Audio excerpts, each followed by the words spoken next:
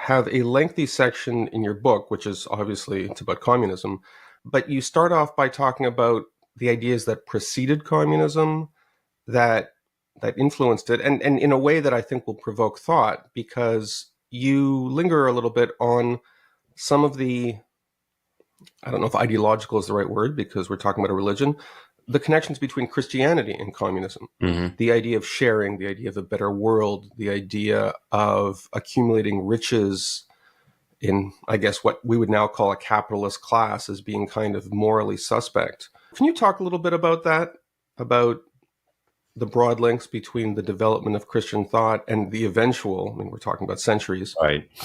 evolution of something that, starting in the 19th century, started to become communism?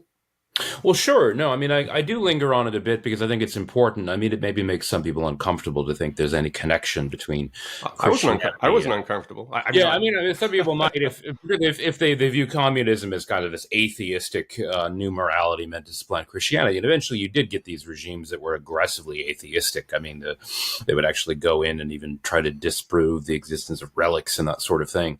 But I think you can obviously see there's a common root. Notions of, in the broadest sense, social equality, but that is to say the equality of all believers, the equality of all souls. Christianity, one of the real innovations in a way in which people used to talk about Athens and Jerusalem, that a lot of our inheritance comes from the Greco-Roman world and mythology and ideas about politics. And that's true, of course, ideas about democracy, republican governance, and so on. But in a lot of ways, that was still a very elite, comfortable world. That is to say, there was always this notion that certain people had more value than others, or maybe they were greater than others. They were more heroic or stronger, obviously richer in many cases. The Greco-Roman world was very comfortable with slavery, for example. Obviously, the whole society really couldn't have existed without it. In fact, there's almost a notion that you can't really have citizens without slaves. I mean, it's part of the definition of who the citizens are, who the freeborn are versus the slaves. Whereas Christianity, of course, famously was even denounced by Nietzsche. I don't talk about Nietzsche in the book just because I don't think he's an important antecedent for communism, but it's a related idea, seeing it as almost a slave religion, that is a religion of the weak, of the meek, of the oppressed.